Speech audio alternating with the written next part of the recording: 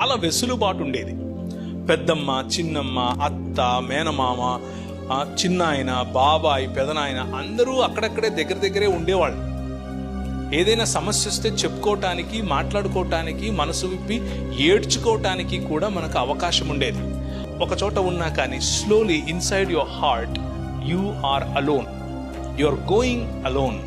ఈ స్ట్రెస్ నుంచి బయటికి రావాలి అనంటే, ఈ స్ట్రెస్ నుంచి రిలీవ్డ్ అండ్ లిబరేటెడ్ లైఫ్ కావాలి అని అనుకుంటే western, not biblical.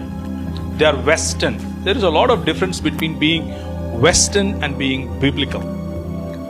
West understood leaving as complete abandonment of their parents, not living with them.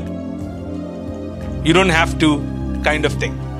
అసలు మీ తల్లిదండ్రులతో అవసరం లేదు, మీకు వాళ్ళతో మీరు పెళ్లి చేసుకున్న తర్వాత నీ భార్య మొత్తం అన్న ఎక్స్ట్రీమ్కి వెళ్ళిపోయారు. That is not what Bible says. When Bible says leave, that it is a comparative statement that your dependency, your fellowship, your fulfillment is not from your parents anymore. It shifts to your wife.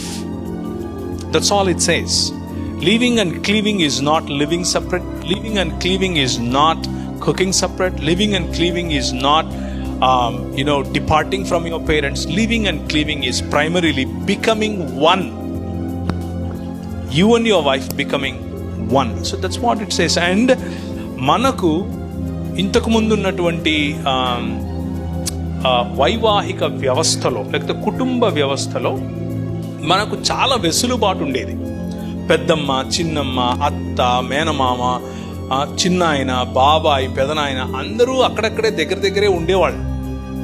ఏదైనా సమస్య వస్తే చెప్పుకోవటానికి, మాట్లాడుకోవటానికి, మనసు విప్పి ఏడ్చుకోవటానికి కూడా మనకు అవకాశం ఉండేది.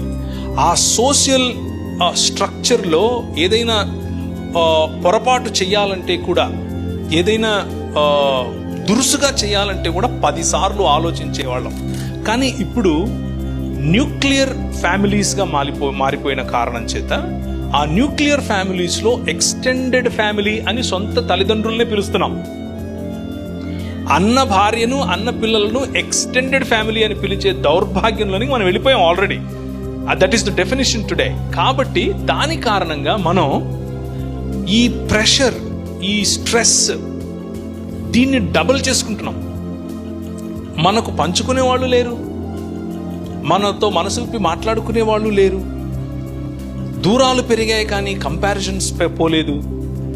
దగ్గరైన వాళ్ళు కనీసం సరిగ్గా మనం కలిసి ఉండగలమా అని అనుకుంటే మీడియా ఇన్ఫ్లుయెన్స్ కారణం చేత we are going slowly.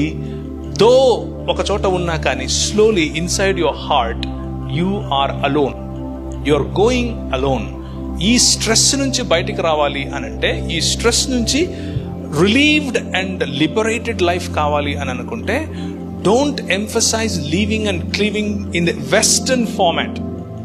Leaving and cleaving in the Asian format is better.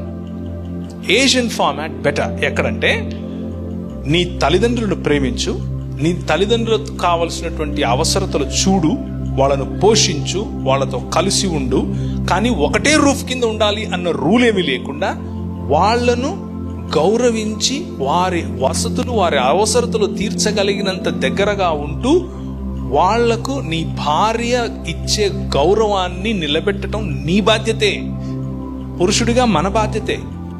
అలాగే మీ తల్లిదండ్రులు, ముఖ్యంగా తల్లి, నీ భార్య పట్ల వ్యవహరించే దురుసుతనాన్ని ఆపటానికి నీ భార్యకు అవకాశం ఇవ్వకు, నువ్వే చెయ్యి.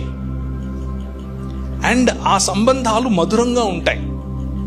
అలా మధురమైన సంబంధంలోనికి ఉండటం కోసం కొంచెం స్ట్రగుల్ ఉంటుంది, ఉండకుండా ఎలా ఉంటుంది? మనుషులం కదా, స్ట్రగుల్ ఉంటుంది. అయినా కానీ దాన్ని భరిస్తూ ముందుకెళ్ళటమే కుటుంబం.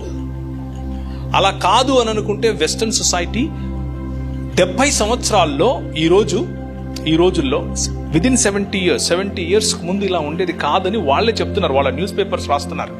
70 సంవత్సరాల్లో ఈరోజు పరిస్థితి ఏమిటి అని అంటే, క్రిస్మస్కు 1 గంటకు ఇంటికి వచ్చి పిల్లలు కనిపించి కేక్ ఇచ్చేసి వెళ్ళిపోతారు అంతే. ఈరోజు మీ పిల్లవాడికి నువ్వు ఏదైతే చేస్తున్నావో అదే మీ పిల్లవాడికి జరుగుతుంది, వాళ్ళ పిల్లవాడు వాడికి అదే చేస్తాడు. Whatever you sow today is what you reap as a society in the future. So let's not go there.